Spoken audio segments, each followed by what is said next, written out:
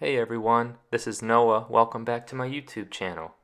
I'm going to make another guide today. This time we're going to look at the map Midwich Elementary School. A lot of people really hate this map, and I understand why, but I think most of the frustration comes from not understanding how the map is designed and what's around you when you're playing the map. So hopefully this guide will be helpful for you to understand which rooms are nearby you at all times when you're playing on the map, and you can start to grasp just how survivor-sided this map can really be. We'll look at some advanced techniques and stuff like that later on in the video, but the outline should be that we'll check out the map from an overhead view. We'll look at a couple of the rooms, and then we'll just talk a little bit about the map and certain techniques that happened. I hope you enjoyed the video. Feel free to like it or subscribe to the channel. Hope you have a great rest of your day, and let's go ahead and get into it.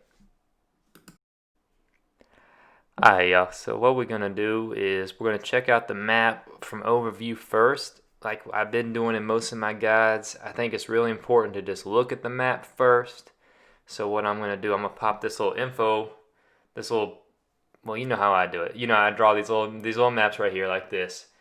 And so looking down, this map is 2 floors. So what we're going to do, we're going to just kind of look at the whole thing first, just so we know where we're talking about, and then we can orientate ourselves, and then later on in the video we'll look at a couple of the specific rooms real quick.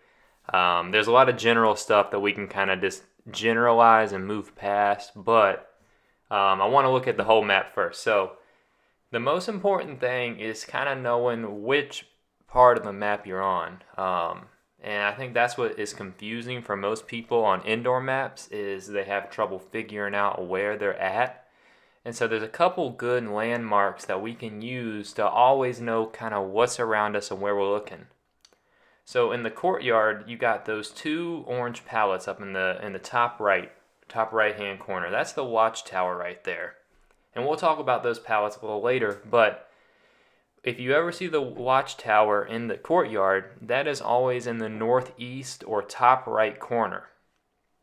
And so that's one way, if you're outside, how you can think about where you're at and know what's going on in the courtyard, and you know what's around you.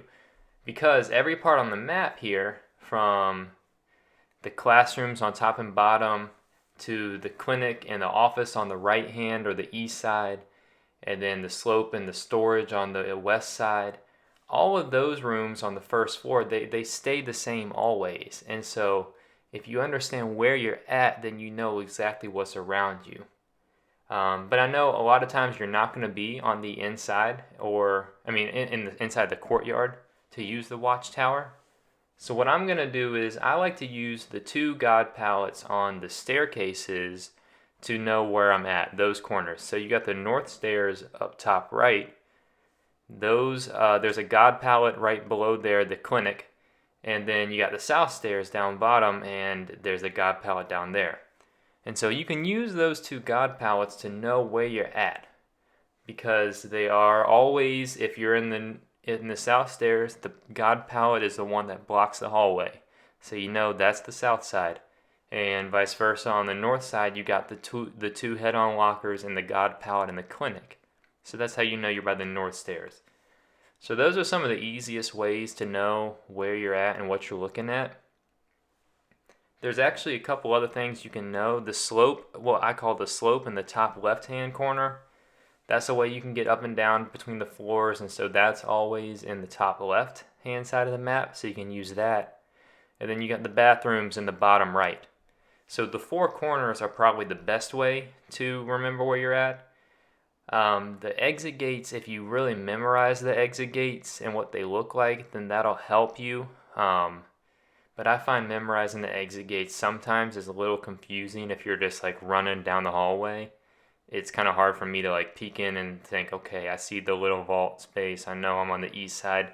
For me, I'm not smart enough to remember all that. So it just helps me to use the 4 corners. And I think if you can drill that into your brain, it'll make you a way better player on this map. Couple other things I want to talk about before we kind of leave the map behind and look at the rooms. I want to talk about the classrooms. So on the north side and the south side, on both the first and the second floor, you got these big classrooms, right? And if you've ever ran around the map even one time, you've probably stumbled into them. So what I've noticed after reloading this map a ton of times in custom games, playing it a ton in public games, is there is a small amount of rhythm or stereotypes to these classrooms, but there's actually a lot of ambiguity in them. But I'm going to tell you what I know, so hopefully it can be as helpful towards you as possible. Now what you notice on the map I've drawn is I got a bunch of pallets all over, but there's no pallets in the classroom. This doesn't mean that pallets can't spawn in there. You'll get pallets in a lot of them. However, it's not guaranteed. I've seen you can get a classroom with 2 filler pallets and a window in there, and then you can get a classroom that has absolutely no pallets and it just has some desks. So I didn't want to draw anything because I don't want to guarantee that you're going to find something. So just know when you're running into these rooms that there is a lot of randomness as to what's going to be inside the room. But after a lot of testing, here's what I do know. So there's always going to be either a window or an open a doorway in one of the classrooms. And so what I found out is that on the north side and the south side of the map, you're always going to have one window, but there's only one window per direction. So if the upstairs north side has a window, then the downstairs north side will always have a doorway, or vice versa. South side, if there's a window downstairs, then you know there's a doorway upstairs. There's never, as far as I know, I've never seen double stacked windows. And so I think this is just part of the generation to make sure it's not too strong. So if you see a doorway, know that right above you, you have a window to use. And the window can actually be really strong, especially if the killer doesn't break the wall or the doorway there. There's a breakable door that makes the loop pretty weak, but it's still a pretty good loop if you're just passing through. Now, if the killer doesn't break the doorway, it's a god loop. It really is. I mean, it's almost impossible to get caught there if they don't break that door. So almost all the killers will, but you never know. You might get lucky with somebody who's just going to be trying to catch up with you or something crazy like that. That's pretty much all I got to say about the classrooms. I just didn't want to actually draw any pallets in there because you don't know exactly what you're going to get. And so I didn't want y'all to be thinking you can run into a room and then find something right away. Only other thing that I'll say before I take the map off the screen for a little bit is if you're looking around the map on the east and west sides of both floors, there's a ton of little rooms like the lab, the music room, the clinic, the office. All of these little rooms like this, they're mostly filler pallets, and so I'm probably not going to take a lot of time to go into each one because that's just a waste of my time. So what I will do is I'm just going to kind of throw up a little bit of some gameplay of me in a custom game just walking through all of the rooms and just kind of showing them as we go through. But I'm not going to spend a lot of time because filler pallets could be a whole video I might make in the future on how to just kind of loop around them in some mind games, but it would just take too much time in this video. So I just wanted to point that out. I'm going to go into depth on a couple rooms like the slope, the bathrooms, the classrooms, the office, that kind of stuff, but the other filler rooms and stuff, it just would take too much time. So other than that, let's take the map off the screen for a minute, and then I want to just let us run through the whole map kind of real quick, and I'll just mention stuff as we go through the rooms. Okay, I got to start in here on the second floor, actually in the bathrooms, which is in the bottom right hand corner. The breakable wall right there is the only way you can get up and down stairs through the bathrooms, and a lot of players don't know about it because the killer has to break the wall for you to use. Of course, there's these holes right here, and we'll actually look at those holes again later, but you can fall down to the first floor through them, but you have to have the killer break the wall to get back up. Just something to note real quick. So either way, if you turn left out of there, then you're put into one of these classrooms like I was talking about, and this is a good example of how there are some filler pallets in these rooms. I know I just marked it blank because you can get stuff like that, and then you have a vault here with that breakable wall. And then you have another generation of some filler pallets, but you just don't know exactly what you're going to get. It could be a totally empty room with just some chairs. You could have the pallets like we have here. So I wanted to leave them blank so that you're not expecting to find anything. If the killer breaks that wall, then that loop is much weaker. But that's pretty much the classrooms, and we're going to go through all the classrooms. Now right here, what we're at, since we're still on the south side, is that's one of the dead ends up there. On the other side, there's a vault to go back down to the first floor.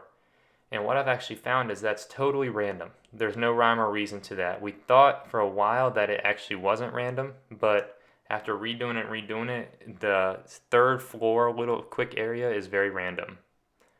These are just these filler rooms I'm kind of talking about. The only interesting thing about this one in the lab here is you got this hole to fall through.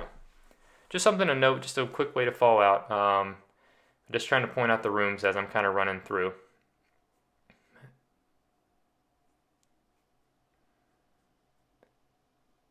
Another filler room. And then this room right here is the upstairs of the slope. Well, I guess I call it the library or something. Now there's 2 pallets up here.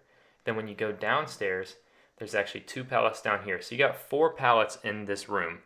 Now the pallets are terrible, especially this pallet. And I want to speak about this pallet for a second. Because if you throw the pallet down where I just did, you are incredibly zoned. And you will be hit. Because the killer, even if they break it, can still turn around and hit you. So there's something to note with that. Now keep in mind where we're at now. We're up in the top left-hand corner of the map in the slope area. And so there's a breakable wall right there that goes off down the hallway, which will lead to more classrooms and stuff like that, which are again going to be randomly generated. So we can go in this one. See, this is one of the dead zones where there's absolutely no pallets, but we have a window and the breakable wall there. Then you go into this one, there's a pallet.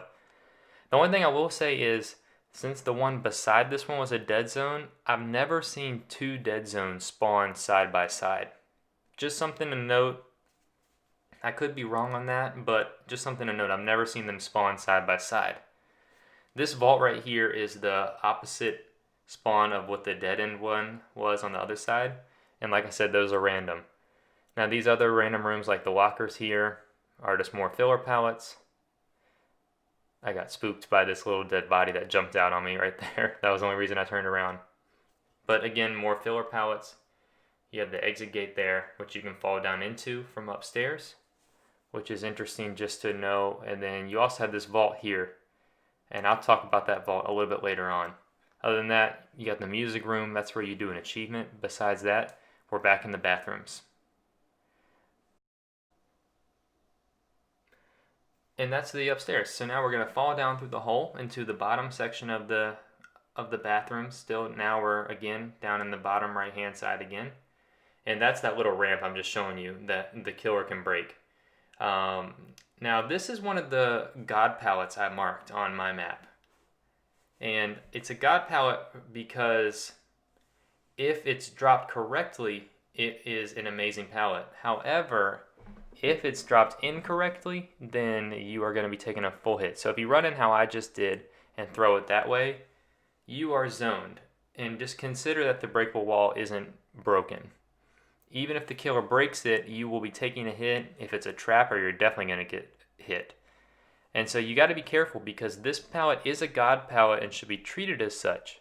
So what you want to do is either take a hit or run in through this way and then throw it on your way out, which will trap the killer in there, and that is what makes it a God pallet, because they have no choice but to go all the way back around, which you're going to be long gone, or break the pallet, in which case you'll be long gone. So that's a God pallet. Now here we're going into the classrooms again, some more random generation. However, you'll remember upstairs is a window, so here we have a doorway. And then if there's doorways there, I'm just reminding you there's always a pallet above. Now this is one of the God pallets that we want to remember. This God pallet always marks the south stairs.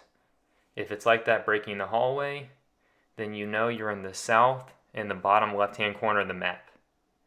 Just always, that's one of the best ways to know exactly where you're at.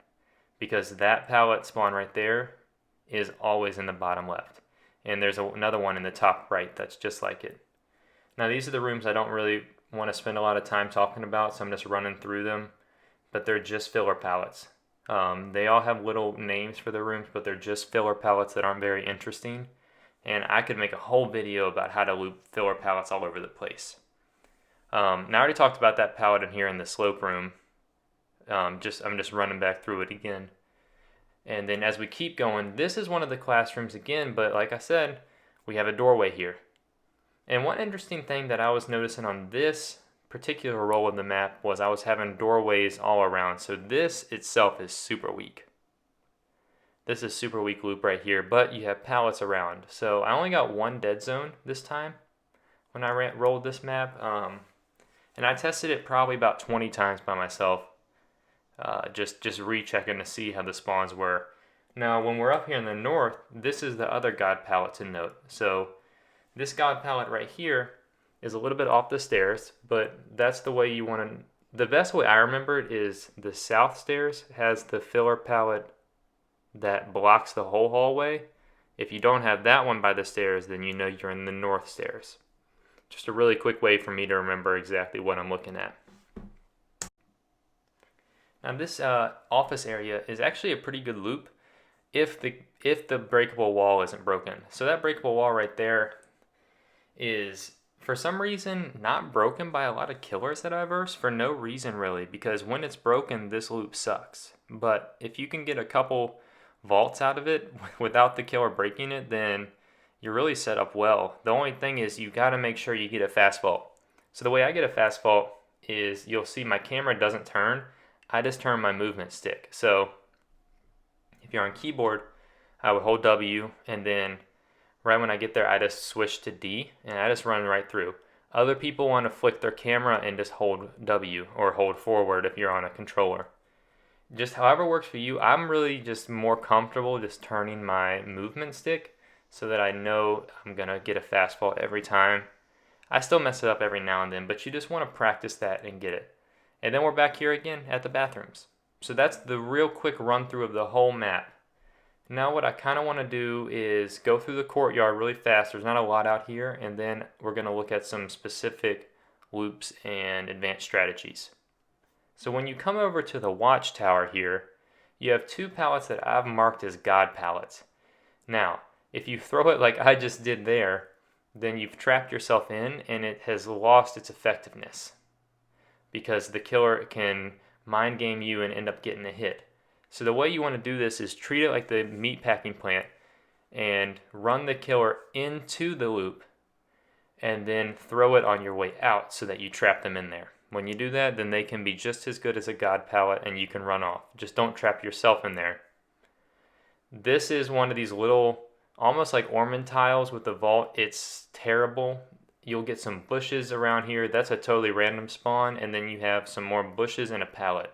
The courtyard is really not a great place to loop. I'm telling you right now, like, you don't want to rely on that area to be safe. Because you'll end up dropping down out of the windows or something like that. Think you have a lot of places to run, and you really won't. So you just want to make sure you know exactly where you're at. Alright, as we're finishing up our time together in this video, I just wanted to spend a little bit of time talking about a couple high-level or just more thought-provoking ideas about the map, because there are a couple things that you can maybe consider which are fun to do on the map. Because mostly, if you want to succeed on this map, if you just know where stuff is, you'll do great and you'll be a master at this map and it'll be GG easy for you. But I'm bringing us over to the bathrooms. Now here's something kind of fun that you can maybe get off. So you got the hole that you can drop down. But if you actually sprint right to the hole and then walk past it and crouch behind that stall, sometimes you can get the killer to go into the hole thinking, see how I stopped walking right there. It's kind of just a ha-ha funny that you can try and do, because a lot of times if you have a little distance, the killer will just drop right in the hole, which is it's just funny. There's no other way to say it. It just will make you laugh, because then you pull them off on the killer, you made them look stupid, and then you can run on off and you're safe because you're upstairs.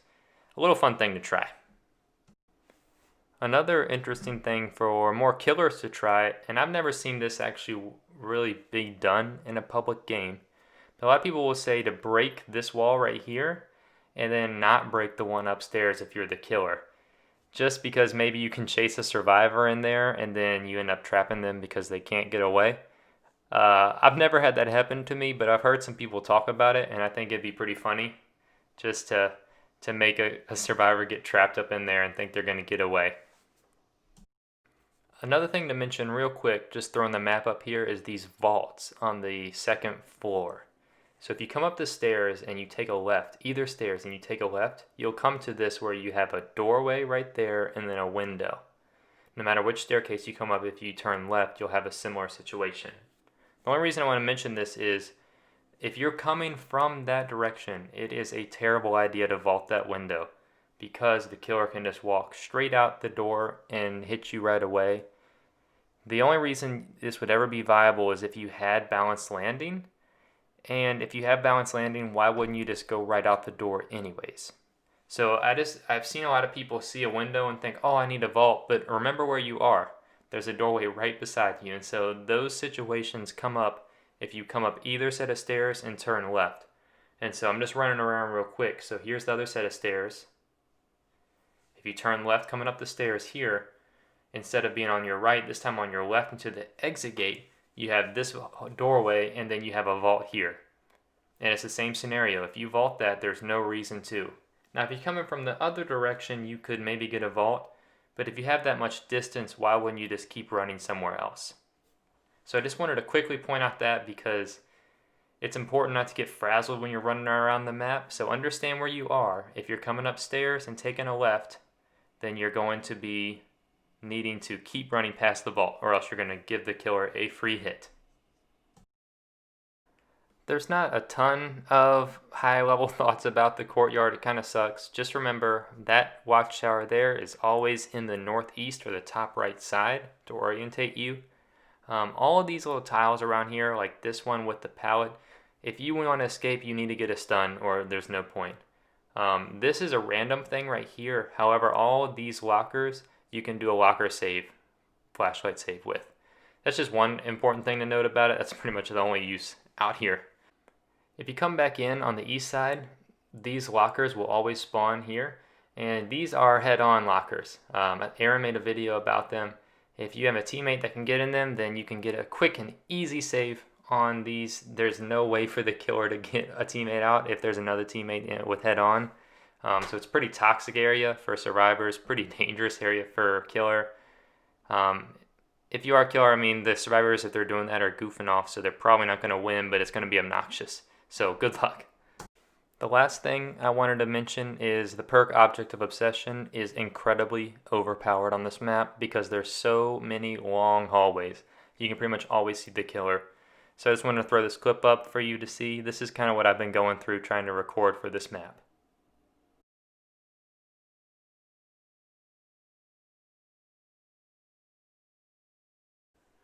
Alright, that's pretty much going to wrap up the video. I hope that this was helpful for you. I mean, this map is really easy if you just learn the map. So probably the best thing I could do for you is just give you that map I drew. Take a screenshot of it and just memorize where you're at and you will be so much better off on this map. It's not a hard map. It's really overpowered for a survivor, especially if you're survive with friends. So I hope this was a lot of help for you. I really like making these guides. I might make a couple more, although I also want to try and make a little bit of a gameplay video soon, just to kind of change it up a little bit. Hope you have a great rest of your day. Thanks so much for watching this. Bye.